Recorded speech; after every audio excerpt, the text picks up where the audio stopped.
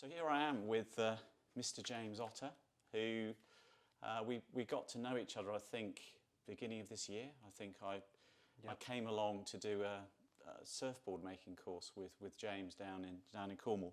It very much started for me because I got my hands on a copy of your book, and I just wanted to start off by talking to you a bit about your whole sort of philosophy of that connection, because also knowing here you talk very much about when you walk through a forest and you feel you brush past a leaf or a bark of a tree, and you're out in the surf and you feel the sort of your hand behind you catching the wave. That to me is something very sort of tactile. Can you sort of talk about that a little bit? I think that's it. Like my world, especially, like when you're making things, it's impossible to, I don't know, you become so attuned to the way that your fingers and your hands talk to you, and I think that then you then recognise where it permeates the rest of your life. Like you say about when you're in the ocean, when I'm surfing, the feel of the water and the rail of the board and everything. It's a very physical interaction, and a lot of that kind of the understanding of it is then done through your hands, which is the same then once you get into the workshop and you're making things. It's only through your hands that you get a real sense of what's actually going on in front of you. Your eyes tell you so much, but your hands can tell you an awful lot more. Yeah, because another level this, we sort of discussed as well, was this idea of, how we need to connect the head to the heart via the hands. So, and I was using this example actually with the students yesterday at the talk I was doing at Falmouth, and it really is this point, until you push it into your hands, it's not out into the real world, because it's stuck in your internal organs in a sense. So there's that amazing sort of world of you can't do until you make that sort of step.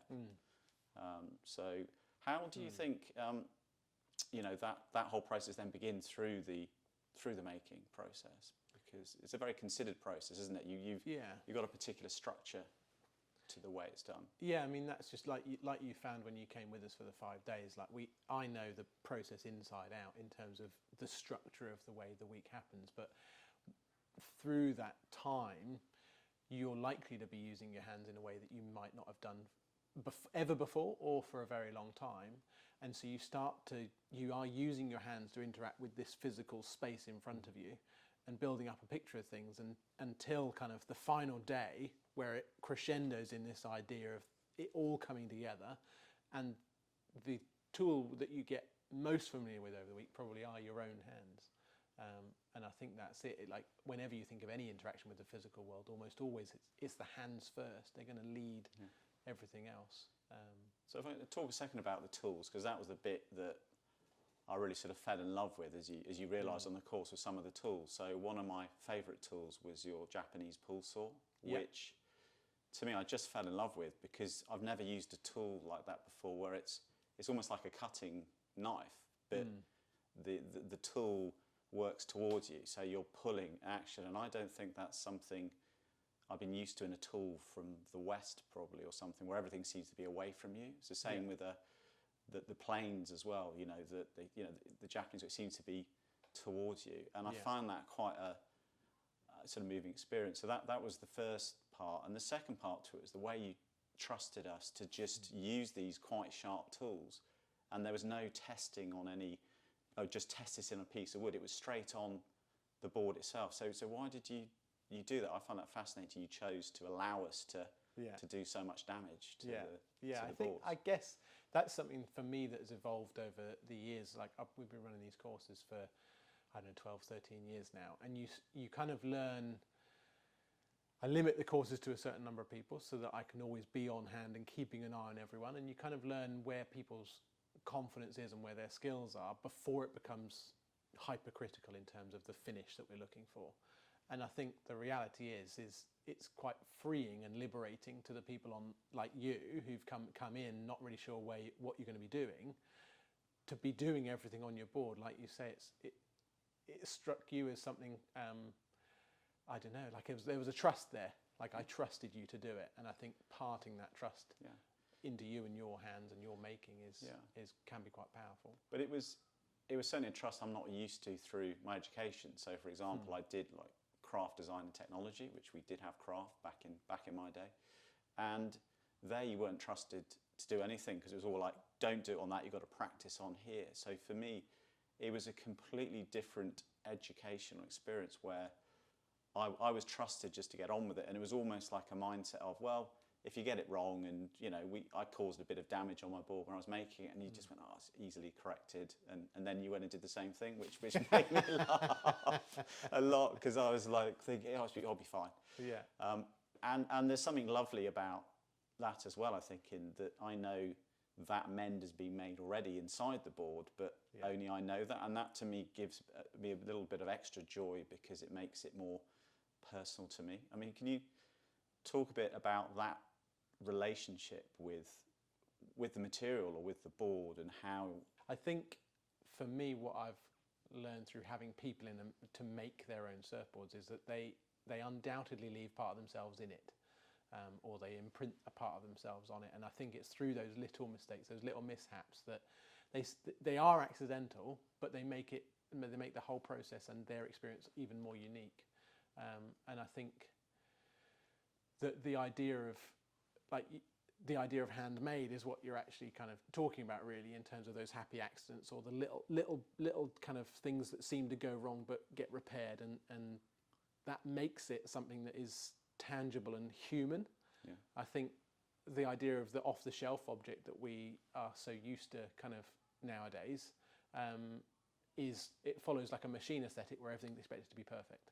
And actually, if there's something a little bit wrong, you question it and think that it's not good quality. But actually, when you go back to making things by hand, you notice that that's just part of the story of the making of it. I mean, another thing I love with them as well is almost the sign-off at the end, where you get people to sign their names on it, which for me is a lovely sign-off to make it yours. But what it also does is stop this mindset of you just building something to sell on or to pass on. It really then embeds it into you. And what I love with the board we did together, we both signed it, and for me is a lovely relationship between the teacher and the student, and the relationship between, because obviously the spring is my kind of symbol that I've sort of adopted as a custodian of Anglepoise. So to have that alongside and on the board as well, for me, is a lovely sort of celebration of that deeper resonance with the object. I think that to me that's one thing that's really important. That's why I've kind of come to structure the week the way it is so that you as a maker of this surfboard feel like complete ownership of it. Yes, it's got those mistakes in it, and yes, I have helped you. We did make it together, but it is ultimately like it wouldn't exist without you. So I think that's for me, that's really important, that you feel that sense of ownership of it, for sure. I wanted to talk a little bit about the course generally, because I think obviously a lot of surfers will come here to build their next board and everything else, and I'm not a surfer, so I've never surfed before. I've done other things but never specifically surfed. So for me it was more about the making of the board as the object and the learnings from that. And obviously I've now got to go on and learn how to surf, and that's my challenge, and I have to deal with that. But for me, when I sort of turned up here, I expected it to be about building a surfboard, but then what I soon discovered going through the process, that it was far more than that. And to me, if you look at it like as a business course or a learning course, it gave incredible business insights around processes, how you start with the end in mind, so how you have to follow a specific plan with a board to get to the right result. So on that level, there were so many learnings, but there were also so many learnings about almost being like a retreat, somewhere you could come to and just escape from the world for 5 days.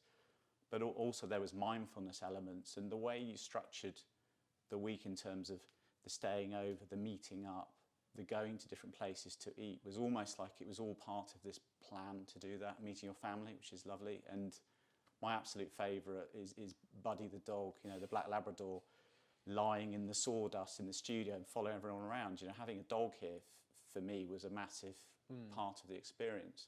So do you just want to talk about that for a minute, or how you see that? Yeah, I think that's it. Like you've kind of hit the nail on the head in that the surfboard's almost like the hook. It's the thing that gets you in the door because you think, right, I want to go make a surfboard. And then when you get towards the end of the week, you kind of start to see, you start to reflect on what that week has been. And for a lot of people, it's a break from the day to day. It's a completely submersed experience because from 9 to 5, we're making a surfboard. We're in the workshop working methodically through that kind of structure. And that can be quite liberating for people because they're just following instruction. And that's sometimes quite freeing. But then at the end of the week, you've got this physical representation of those 5 days, an unavoidable, this is what I've done in 5 days in terms of what you're able to achieve and you're like what you might have thought your abilities were versus actually what you've been able to achieve. And I think that's then when you get to the end of the week and you realise that it really wasn't actually about the surfboard. It was much more on a personal kind of human level. And you've kind of touched on it as well in terms of the connections that you make with the people and the space and being on the coast here. Like, it's unavoidable how raw and amazing the weather and the kind of environment is. Coupled with, like you say, that kind of the family, the friendship, the welcoming, the warmth that we try and make sure is kind of nurtured within the workshop. But what's also great is doing it with a couple of other people. Because what I found there, it was a shared experience, and you're all maybe doing different boards, but you'll get the joy of going through this journey together. So you've got something to talk about down the pub or whatever that is. And I just found that great. You're meeting from a completely different walk of life, here for completely different reasons, and that's just really refreshing to sort of do that. I just want to talk a moment about things almost from a sort of Anglepoise perspective, I suppose. Because I think there's so much synergy between what we both do. So, a couple of years ago, we started this whole campaign around Abandon Darkness, which was, it was a whole movement. It wasn't just a sort of tagline for our business. It was a way of looking at how we could change things, improve things in the easiest way by providing light. But light is a symbol of hope. It resonates on so many levels. And that's something, I think, around how that manifests in materials. So I think it's really interesting, how you use different materials. So for me, I use aluminium. For you, you use wood as material. So I was just really interested to look into that, but also looking at from a place of, I very much now talk about custodianship of my company because I'm fifth generation, and it's going to pass hopefully on to my children and their children's children. So I feel very part of it. I don't feel like an owner, I feel like a custodian. But you also have this around, stewardship, and that's something that comes across in your book and in your thinking about how you select the wood and do all that. Do you want to I think whenever, as you'll appreciate as a designer, you have at every point of a product's journey, you've got to consider where it's come from and where it's going. And it's the same with running a business, that you've got to look at things on a bigger scale than the day-to-day. And that's the same when it comes down to materials. Like, for me, it's a case of, yes, you can go and buy timber from a timber merchant, and you can have an idea that it's relatively responsibly sourced, but to really know and understand it, for me, it's about working with people in the woodlands and the idea of what it means to manage land. And the minute you're talking about wood, trees grow on a timescale equivalent to our lives, so it suddenly makes the picture much bigger and wider than the idea of just taking something from over the counter in a wood. So do you want to touch on a bit? Because another part we have is all, for me, as that sort of custodianship, is about the long view. So a lot of my thinking and design process, and the reason why we look after and mend old products is because of the longevity and thinking about future generations and children and children's children, because to me, we have to be responsible and think about that. And I think that's obviously very tied into the story of a tree, which just works in that long way. Things happen much slower and things like that. So how do you sort of think about that?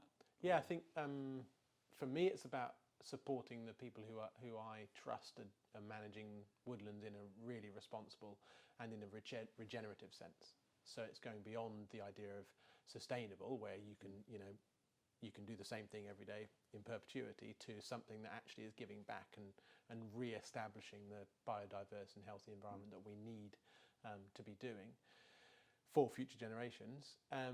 So that, for me, is when we look at the timber and the materials, it's a case of supporting and finding the people that are doing that. and yeah, then when it comes into the designing of things, much like you've touched on, you're thinking along the lines of, okay, what's the relative lifespan of this, and how do we continue to repair it? And I think that's something I've come to learn over the years. I set out with this idea of making a product that was as sustainable or as low impact as I possibly could.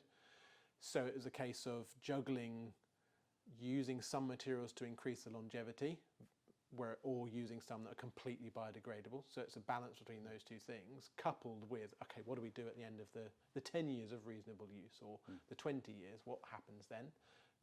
And I've kind of come to learn, like, the reality is when we have customers who come in who've dinged their boards or they've damaged them through use, we can repair them. And I think that, like you've touched on that, the idea of repair is huge. Like, I love to think of our boards being infinitely repairable, because ultimately every piece can be I think that's really interesting to me, because I love this idea of, repair sort of increases the story of the object you have. So, it's just like on the lamp I have here, that was a lamp sent back to us, and you'll see it's got a yellow arm. What I wanted to do was mend the arm with something different to celebrate the mend. So that's a very sort of kintsugi sort of Japanese thing. And I think there's something really interesting about how that storytelling works. And then you feel more connected to the object, because every time you dink it or do something, you remember a part in your life or a stage in your life, in a day in your life, for good or for bad, but it's just all part of your personal journey. Yeah, and that's the same with us, like exactly the same with us. Like when people are repairing, or we need to do repairs, often it's a conversation of, do you want it to look like it never happened, or do you want us to celebrate the fact that it has happened and replace with a contrasting piece of wood or something? And it is always an interesting conversation to have. Well, I like all the dents. So you should see all the dents in my car, which you probably know about. They all tell a different story, so I love that. Yeah. Do you want to talk about the angle poise you have? Because I love the fact I came in and you had, one of our lamps, in the studio. So it's funny when I remember when you first emailed, I was piecing it together, and because I think your email is angle poise, isn't it? I was like, angle, and it rang a bell because of design and stuff. I'd studied through design stuff, and a few years before, I'd been given by a friend one of your older lamps that was his granddad's. And it had just been stood upstairs. It ultimately lights the sink for when we're washing up in the winter and there's no lights around. But it's they're lovely objects, and I think then, obviously, having known you and started to understand more about the mechanism and the springs, you kind of realise how special they are. I love that kind of story, because what we find a lot with our sort of angle poise owners, what they do is almost have lots of different lamps for different generations. So they gradually will start life in the living room or the pride of place in this grand office, and gradually, as another one comes, they get sort of moved down a tier, so into like the workshop or lighting the corner of the space. It may eventually end up in the loft or something, forgotten, and then people, like maybe a future generation or a child, discovers it and goes, "Oh, can I get that repaired?" And that, I love those kind of stories that pass through the generations, and it's lovely to see an object that just endures. Yeah, and I guess that's, like you touched on with the longevity of your business, your family-owned business for 5 generations. Like you're going to, because you've always made products to last, you're going to be experiencing things that have been around for a long time. And I think that's quite special, isn't it, to understand that relationship between objects, for sure. James, I just wanted to reflect a moment on the experience of coming back here today, because obviously I've been through a period of making, and now that the board has gone off and been glassed and finished, so this is the first time I've seen kind of the finished article. So there's that moment of expectation, and it's a lovely thing to do, and I feel incredibly proud of what I'm seeing here. It's just a joy to see something looking so beautiful, but it's also a reflection, the same as us, I think, at Angle Poise, that having that long-term relationship with a customer is so important. It's almost like if something does go wrong, in some ways it's an opportunity to reconnect with a customer. And it's almost a privilege and a joy to be able to sort out a problem or something that doesn't work, and then you hope they will potentially have a longer-term relationship with you. And that's what I feel like coming back here. It isn't just about the board, it's about the relationship, and that's sort of we become sort of friends for life through this action, and that's a lovely kind of interaction or interface by being brought together through an object that has enabled that journey for us to. I guess that that's it. It's that shared experience of the week. I think I hadn't realised how memorable they were until a couple of years ago. Me and my wife were sitting there, and I think we'd got to 10 years or something. No, it must have been more than that of being together. And she'd kind of pinned it at the years on the wall. And I could tell her like the month and who came on every workshop, but I couldn't tell her like which year we went on holiday somewhere, because for me those memories are so strong. So the hope is that they're just as strong for you as well as a maker. That it's just quite an intense experience. So to continue that relationship, is something that I treasure as well. I do often wonder what it's like when you come back, because like you say, the finish is applied separately. We do all the woodwork in the week. So you leave the board in a different state to where it is now, and it's one. Does it feel familiar and it's yours still? Yeah. It's almost, I think you go for a bit of a sense of, wow, I was involved in making that, and look how beautiful it is, and it makes you have an incredible sense of achievement and the sense that you do have the potential ability to do things. And again, it takes me back to reminding us that we have these hands, and we should be using them for activities that connect us to the world, rather than just using them to swipe screens all the time, because that is not connecting us to anything. It's alienating us. So, and now I hope this becomes an object I can take out into the field and take into the water, and actually reconnect me with the world around me, to appreciate its materiality, appreciate water, which was one of the things needed to grow the wood in the first place. So. Helps you teach you about all the sort of interconnectedness of things, I suppose. Yeah, for sure. That's just it. You're now, this is just the start of your journey with your surfboard, isn't it?